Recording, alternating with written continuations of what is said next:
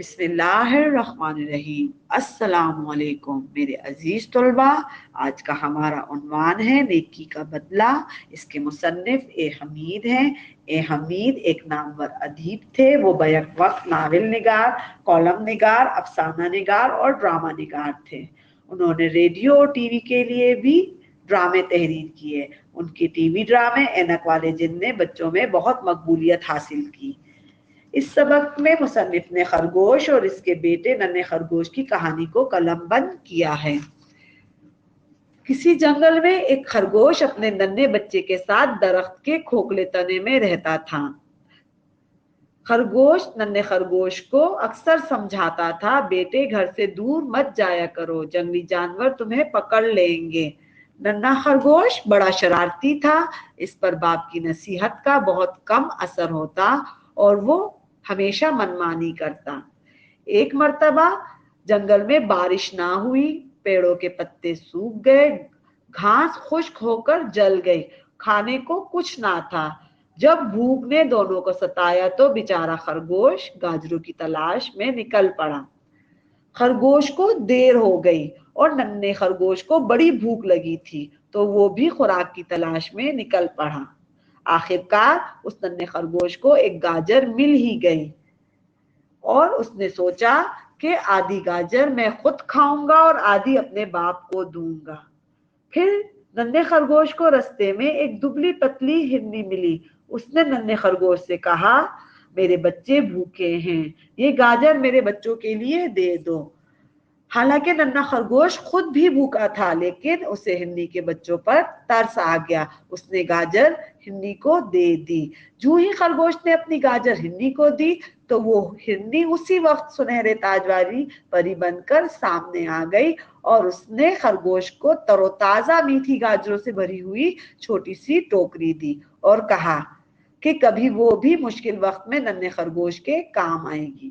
کچھ روز ٹوکری والی گاجروں پر گزارا ہو گیا، آخر وہ بھی ختم ہو گئی۔ تب بڑے خرگوش نے ننھے خرگوش سے کہا، بیٹا گھر میں کھانے کو کچھ نہیں رہا، میں دوسرے جنگل میں خوراک کی تلاش کو جاتا ہوں۔ اور ساتھ ہی اس نے ننھے خرگوش کو نصیحت کی، اندر سے دروازے کی کنڈی لگائے رکھنا، چاہے کوئی بھی آئے دروازہ ہرگز نہ کھولنا۔ جنگل کے جانوروں کو جب پتہ چلا کہ ننھا خرگوش گھر میں اکیلا ہے تو وہ بہت خوش ہوئے اور بولے، بڑا اچھا موقع ہے، ننھے خرگوش کو گھر سے باہر نکالتے ہیں، پھر مزے سے اسے کھائیں گے۔ ننھے خرگوش کے پاس سب سے پہلے بھیڑیا چوکیدار بن کر گیا، مگرمچھ ننھے خرگوش کا چچا بن کر گیا، لگڑ بھگڑ بھکاری بن کر گیا، لومڑی ہمسائی بن کر گئی اور آخر میں سانپ گیا اور ننھے خرگوش کو سیلاب سے ڈرانے لگا اور اس سے کہنے لگا، پانی کا ریلا تمہارے گھر کی طرف آ رہا ہے، تم اپنی جان بچاؤ، مگر وہ کسی کی باتوں میں نہ آیا۔ اس نے جواب دیا، زلزلہ آئے چاہے سیلاب، میں اپنے باپ کے آنے تک دروازہ نہیں کھولوں گا۔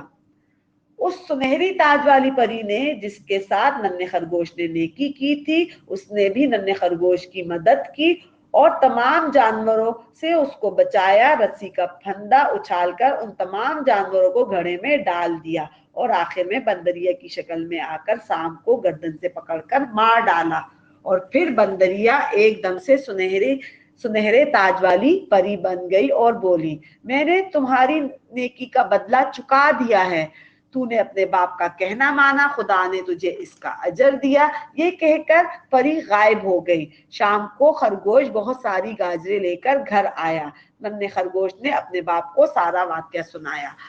ننھے خرگوش کے باپ نے اس سے کہا، شاباش، تو نے دو نیکیاں کی، پہلی نیکی یہ کہ ایک بھوکے جانور کو کھانا کھلایا، دوسری نیکی یہ کی کہ اپنے باپ کا کہنا مانا، خدا نے تجھے دو نیکیوں کا پھل دے دیا۔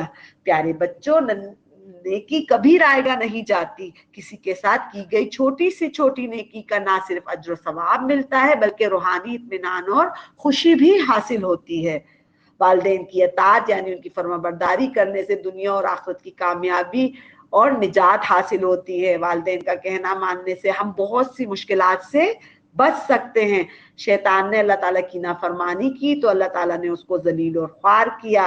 नाफरमानी की बदौलत आपका आला और अरफा तरीन मकाम भी छिन सकता है। अपने बुजुर्गों और वालिदैन की फरमाबरदारी करने वाले बच्चे हर आफत से महफूज रहते हैं। अल्लाह इनकी गैबी मदद फरमाता है। किसी ने क्या खूब कहा है, बाअदब बानसीब बेअदब बेनसीब। प्यारे बच्चों, सबक की वजाहत के बाद मुश्किल अल्फाज के मायने से आगाही फराहम करती हूँ। बिछोना बिस्तर, तरस आना किसी पर रहम करना, बहलाना खुश करना, राजी करना, भिखारी मांगने वाला, फकीर, जतन करना, कोशिश करना। सबक की वजाहत और अल्फाज के मायने से आगाही के बाद मैं उम्मीद करती हूँ कि आप सबक के तमाम मश्की सवालात कर सकेंगे। शुक्रिया और अल्लाह हाफिज।